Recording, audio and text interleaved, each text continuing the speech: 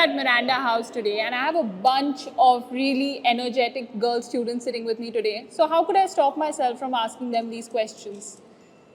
So tell me, आजकल औरतें कहाँ कहाँ पहुँच चुकी हैं? Actually कहाँ नहीं पहुँच चुकी हैं? So what is your take? What is your opinion? In the last 10 years, what has changed? Like, if we were to talk to our mothers, we realize their dreams, their aspirations were so different. But when it comes to us today, the sky is the limit. What is the positive change that all of you are seeing? If I could hear from you. Well, I feel like one of the main aspects is education, because a lot of women and their parents are educated and they know about the opportunities that are available to them outside of the nation and outside of the people that they're acquainted with as well. And they are aware of the opportunities and the occupations they can adopt. But there is also this factor of globalization that has been done of the entire nation. And now women can move outside of their nation and pursue opportunities. And they can pursue opportunities that maybe the nation right now as a developing country is not able to give to them. Very, very true. What do you think? I think that if we compare it to just 20 years from now, lots of different ideologies, lots of different social changes have happened, which have empowered women to pursue their aspirations, which has inculcated the feeling of support in families. In addition, the legislature has also played a huge part in empowering women, in running programs that encourage women, running awareness programs. So I think it has been a very collective effort, a collective effort over a very long period of time that has resulted in this, and I hope it keeps getting better. Wow, amazing. Great point, yeah? Okay. So I think when the feminist movement started, the focus was on inspiring young women. But now it's more like appreciating the initiatives taken by young women. And also, I think family plays a huge role. Like, my mother was married young, so my grandfather and my father ensured that she completed her education. And then my mother and father did the same to me, going out of their capacity to fulfill my aspirations and dreams. And now I'm here at Miranda, where I am exploring various aspects of femininity, which the society has earlier taught me to suppress and hide. So institutions also. Yeah, that's a very good point. And I think that's a very interesting angle also if we were to think about. So in fact, like you correctly said, even the earlier schemes that you would see of the government, especially those were, implemented women, they were always implemented with this limited objective of, collection of funds for their marriage. Yeah. And now we see a mindset shift that's happening where now these schemes are for empowering women, in the professional domain, in the education domain. And I think that's a huge narrative shift that's actually benefiting all of us.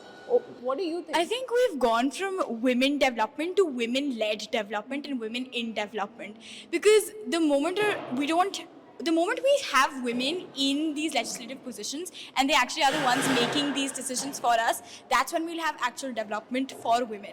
And when coming to your point about how the schemes were previously about marriages, they were previously about, or dowry or something like that.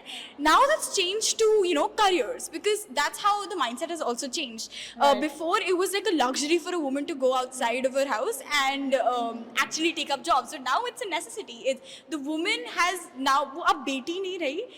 It's equal to a beta, right? Yeah, now true. It's the same.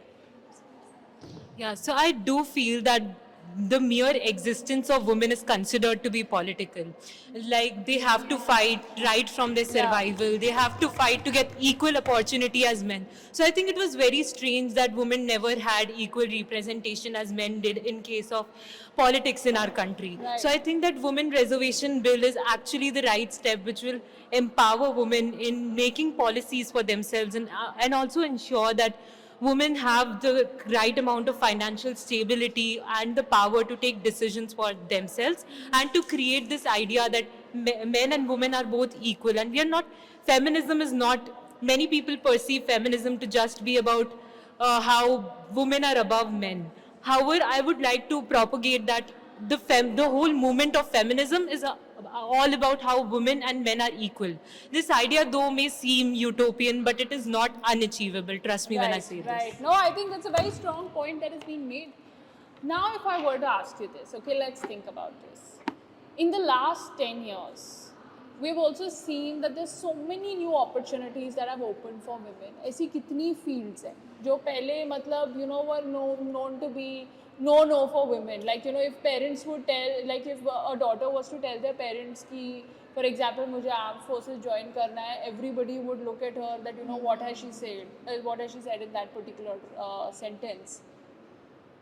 I would like you to think about and tell me that from your experience, in the last 8, 9, 10 years, what are the major stereotypes, gender stereotypes that you think that have broken, that are actually a product of the boost of the various initiatives that the government is taking?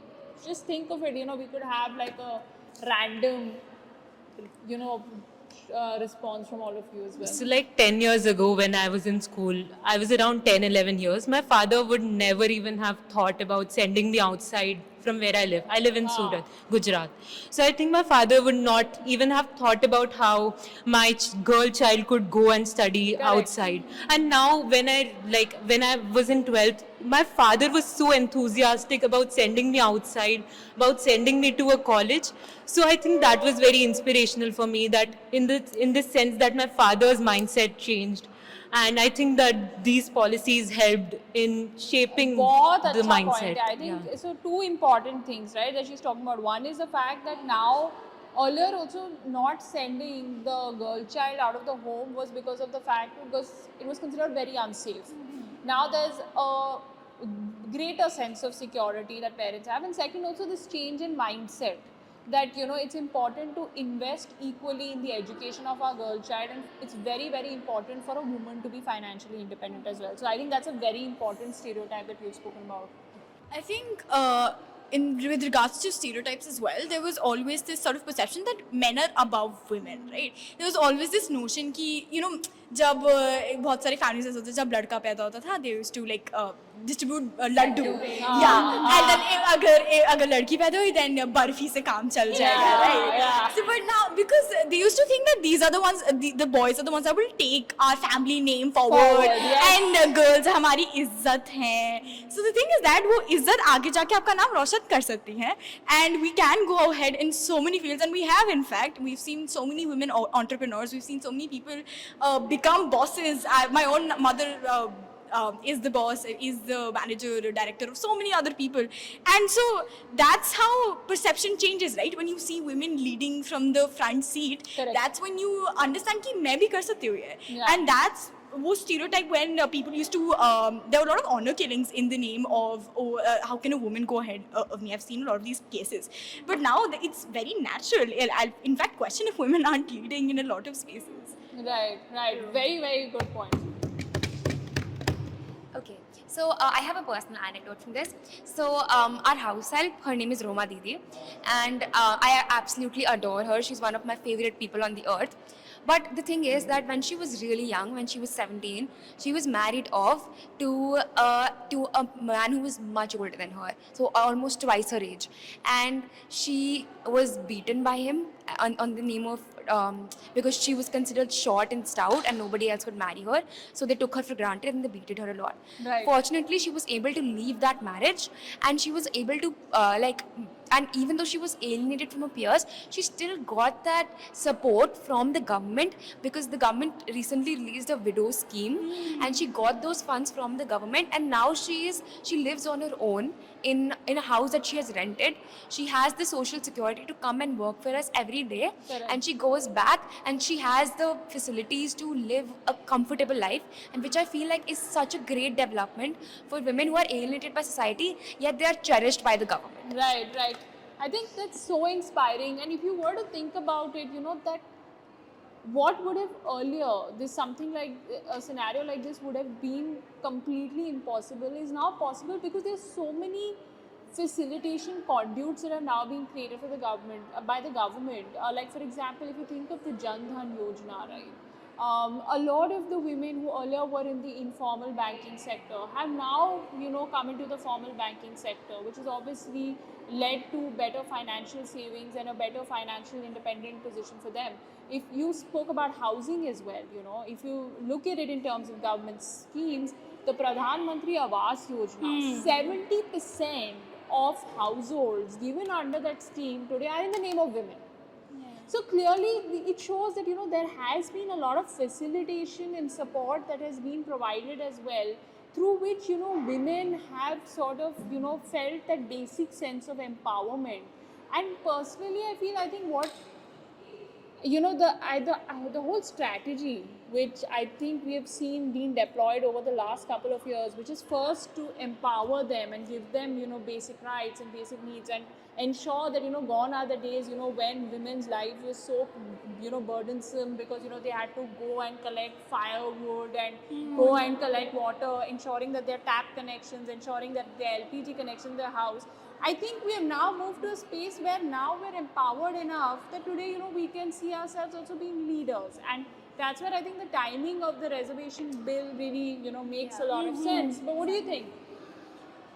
Okay, so first of all, a very key point that I have drawn out from everybody's opinion was that how women over the course of time have had to fight for their position, true. have had to fight for financial freedom, for positions of power, but they have proven to be successful.